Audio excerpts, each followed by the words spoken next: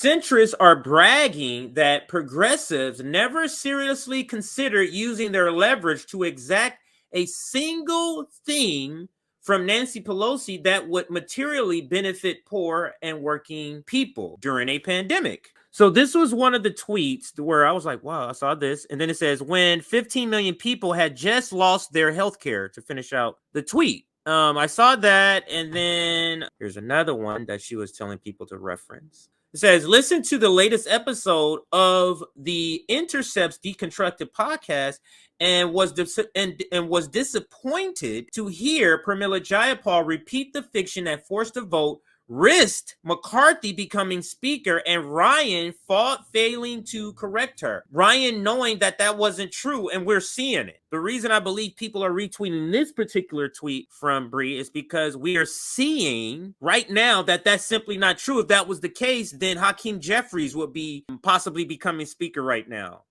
if this was a thing.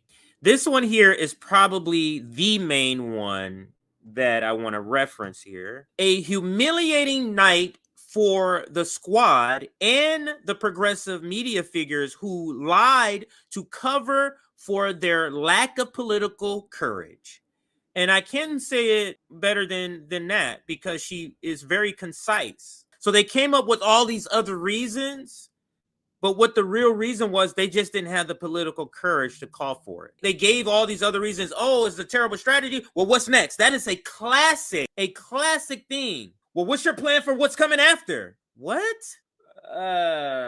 So you're in a relationship, your partner cheats on you. You supposed to get another partner before you just say, no, this partnership is not working. I'm out. But let's go back to the tweet. AOC, Nancy Pelosi needs to go, but there's nobody to replace her. That's that argument. AOC speaks to Jeremy Scahill on the Intercept podcast. This is from Case Study QB, and this is what Bree is quote tweeting here. And it says, this is from MSNBC yesterday, discussing progressives never pushing their leadership for concessions. Even the most progressive members of Congress, you can't point to anything that they're simply trying to blow up the system. So they think they're bragging about something good when this is an acknowledgement by the ruling class via their minions that you guys are suck-ups and never gonna fight for the people you say you're fighting for, not to actually get anything. You're just gonna rhetorically fight for them.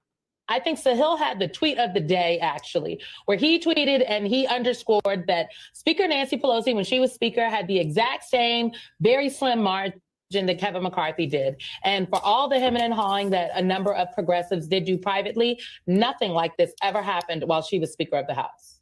And can one make, we hear all the time the far right and the far left, but even the most progressive members of Congress, Simone, you can't point to anything that they're simply trying to blow up the system, cause chaos, bedlam, or paralysis. How the squad didn't see this and go, what? You calling me a wimp? You calling me chicken?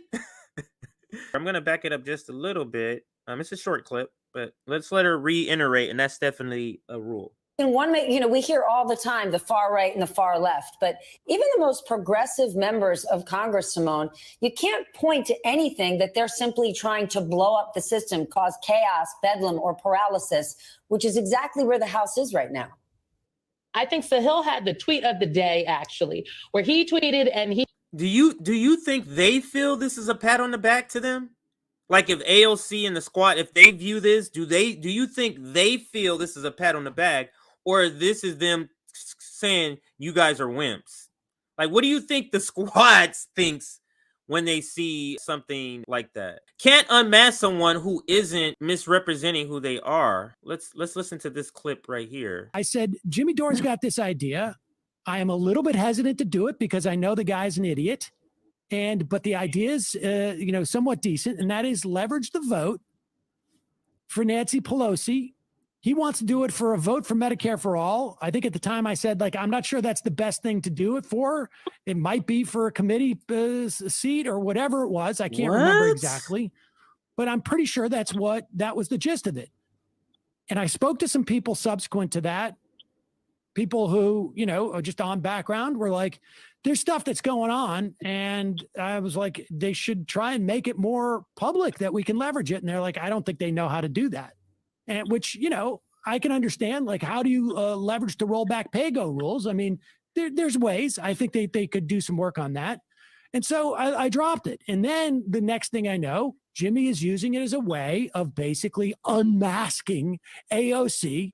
So you see how it's so connected? I think we've been arguing this in circles. They're mad at us for calling out their favorite politicians. That's not really what they're mad about. Their favorite politician is just a representative of them. We're calling them out. As much as they're trying to act like, oh, this is not personal, it's a strategy, we're calling them out. So they're not at all, because just think about that. It's so bizarre for you to be so offended all the time about somebody else's feeling. If those feelings are independent of yours, but they're not, their feelings about the critiques that AOC and the squad are getting from the left is a direct connection. It hits them. It ricochets off of AOC onto Sam. Ricochets off of Ilhan Omar onto Emma. So it is an attack on them. And you hear in this clip how he thought the strategy was a-okay until he finds out that the squad is not going to do it, which I guess to him is fine, or the squad is, or let me say it a different way. Until Sam finds out that Jimmy is going to criticize his favorite politicians if they don't do it. Then it's like, wait. How do you organize with somebody like that? What can you do? It's like anytime you're out and it's time to protest, they're going to be like, well, let me calculate the circumference of the... Because remember how they always say, we agree on 99% of things. We agree on Medicare for all. Do we? Can you agree? You agree in the abstract. You don't agree in the concrete. You don't agree physically mean that everybody they see should have health care. They just say in a perfect world, we should have health care. If we can find a way to pay for it, that's a perfect world, you see? If we could get all these people, politicians, to get on board, eventually convince them, that's a perfect world. You see, if all the things fall into place, I'm for Medicare for all. If it takes any lifting, I'm not for Medicare for all at all.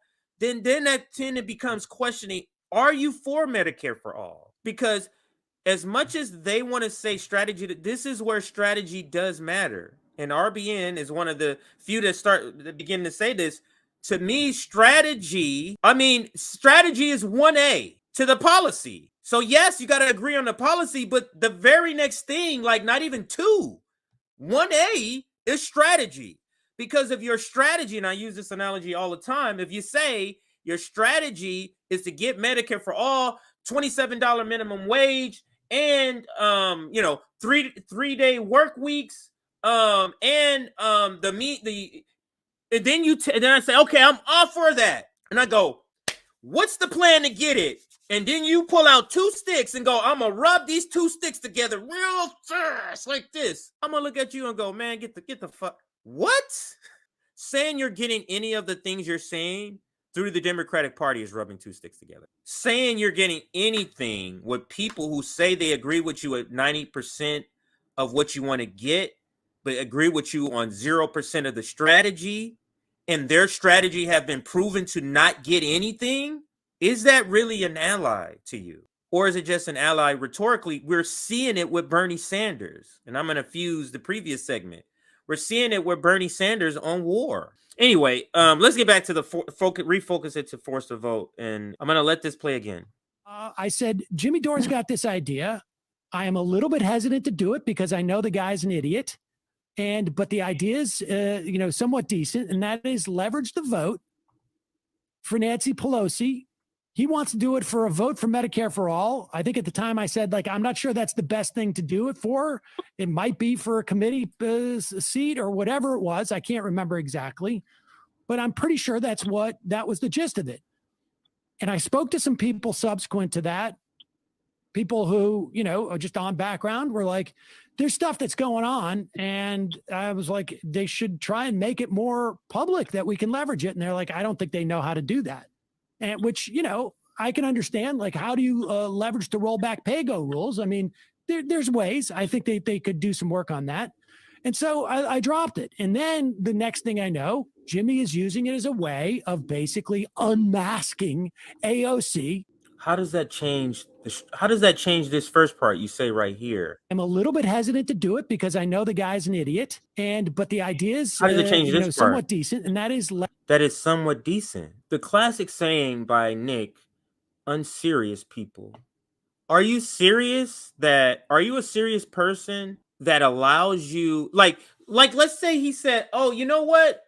I don't like, you cannot like Jimmy Dore and still fight for this. Any event Jimmy Dore is going to be at, I'm not going to be there. I'll be at it across town at another event for Forced to Vote. Any call Jimmy Dore is going to be on, I don't want to be on that call. I'll be on the East Coast version. You're on the West Coast version, Jimmy. I'm on the East Coast version of the, first of all, Forced to Vote call. There's ways to do this without interacting with whatever policy, whatever thing you believe is bad about Jimmy. You don't have to interact with him and still sort of do this thing, which would have been great if everybody who was part of the Bernie Sanders coalition came together to push for that. That would have been great, but we just simply we don't have that, and that's just what it is. We don't have that. Here's another video I saw. Like I said, I saw a bunch of things. That's why I said this has to be named after Bree, because I saw too much of these sort of receipts of her talking in the past, some old tweets. So yeah, here's another one when she went on Rising before she became a host there, where she was just a guest on Rising back when they were there, Crystal and Sagar, and they were actually better to me on the policy stuff, and their analysis was way better when they were on this corporate Rising than where they are as independents. So let's listen to Bree. It's only a minute. Yeah, it's enormously disappointing. Look, there has been some diversity of opinion in the House. We had Rokana on the show earlier this week. He was very clear that he would not vote against the stimulus on the basis of the $15 minimum wage not being included. However, other progressive has been more flexible on this issue. Jamal Bowman has indicated that he's very frustrated that the House isn't fighting, House Democrats aren't fighting harder, rather. And you heard Pramila Jayapal indicate something similar. So, people like David Sirota, smart political reporters who have been on the Hill a long time, have pointed out that this is a situation where there is leverage because of narrow majorities in the House, the narrow Democratic majority in the House, in the same way as we saw last month or back in January with the Force the Vote campaign. If, 10 or so progressives were willing to withhold their votes, the posture of this conversation would change dramatically.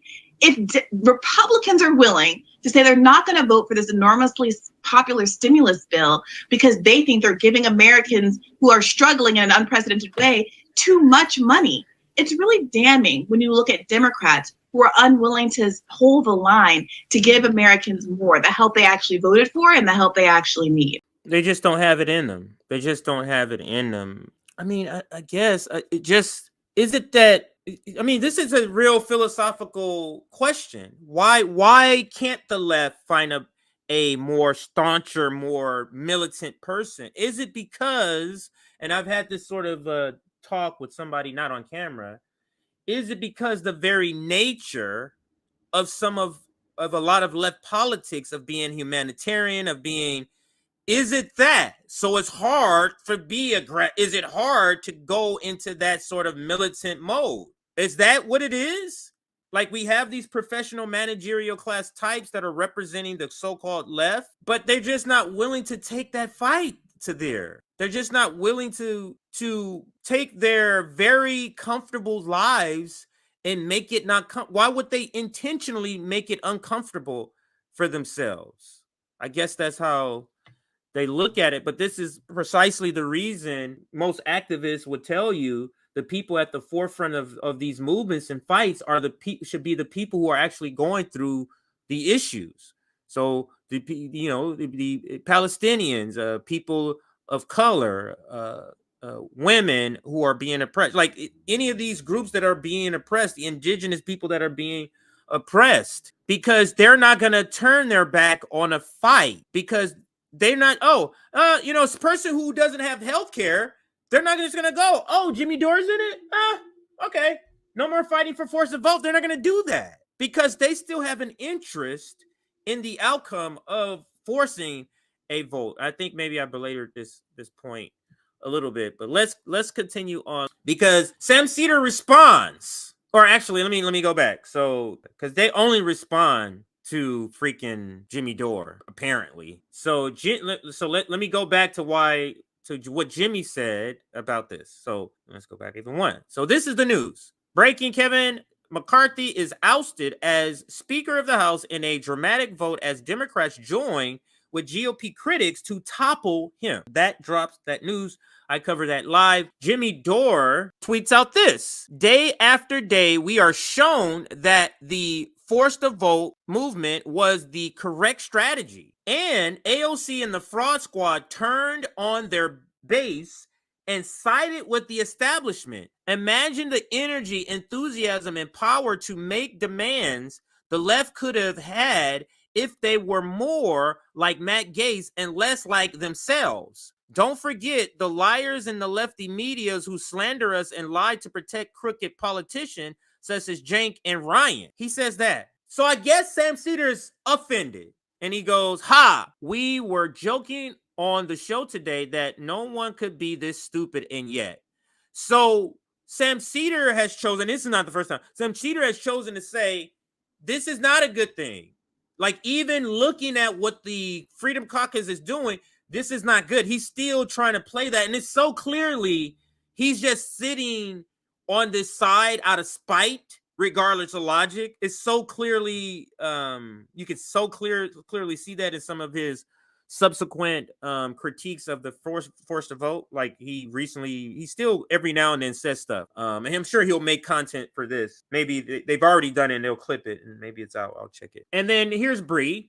And I do all of that just to come back to Bree. He still seems unable to make an argument or explain why he couldn't comprehend that there was no real risk of Kevin McCarthy becoming Speaker of the House if progressives had tried to force the vote. But hey, he'll always have calling me angry because he lost a friendly debate. Somebody made a meme. That's Jimmy and Sam. Somebody made a meme of them. AOC and them could have did this. Now they allow this clown to gain more notoriety. What a clown show we are in. Matt Gaetz is trying to topple the House Speaker. And then there's this one. There's Cenk. I mean, we already know. So here's Ryan Grimm talking against force to vote in another context. So force a vote didn't happen in 2020. And then there were subsequent times where Cenk began to say that they should force a vote on something else. So not on the speakership, on something else. So let's listen. This is a conversation between Cenk and Ryan Grimm. It's about 2 minutes long. You have 118 co-sponsors. You end up only getting 60, 70 votes on the floor. And then you are relegated back to a thing that isn't serious. Okay, so Ryan, they're introducing it and they're going to committee and they're hashing out the exact details of it. So that's good progress. But at the end of that, do they actually have a floor vote or don't they in this term, meaning these next 2 years? Jayapal and the others don't have any plan for a floor vote in the next 2 years because they think that they. So remember, January 2020, force a vote does not happen. They just elect Speaker Pelosi. So after that has gone, several months later, this interview of them just talking about Medicare for all. When are they going to ask for a floor vote, or when are they going to produce a floor vote? This is what they're talking about. And Ryan is saying they have no plans. So I don't want you to think he's saying they have no plans to do force a vote. This is already passed. They're saying they have no plans to do anything of the such in the 2-year span. So let's make sure you hear what he said here. So Ryan, they're introducing it and they're going to committee and they're hashing out the exact details of it. So that's good progress. But at the end of that, do they actually have a floor vote or don't they in this term, meaning these next 2 years? Jayapal and the others don't have any plan for a floor vote in the next 2 years because they think that they would get hammered if they took it to the floor. Yeah, that's fine. But Ryan, so in they're making a mistake in my opinion. So real quick, if you can see Ryan is not happy that Cenk is taking this position because he's shining a bad light on his upcoming book. At this time, we didn't know that, but he's planning a book. So Ryan doesn't like this answer because it critiques, but he knows this is Cenk. I just can't, I can't really go at this guy. This is Cenk. He knows in this particular place. I guess he's saying, I know my place. But you can see him not like Cenk's response. Look at Ryan's face as Cenk is speaking. So in they're making a mistake in my opinion. So real quick, how are they ever going to find out who's going to vote against it and let us primary them? Us meaning the progressive movement, if we don't have a vote.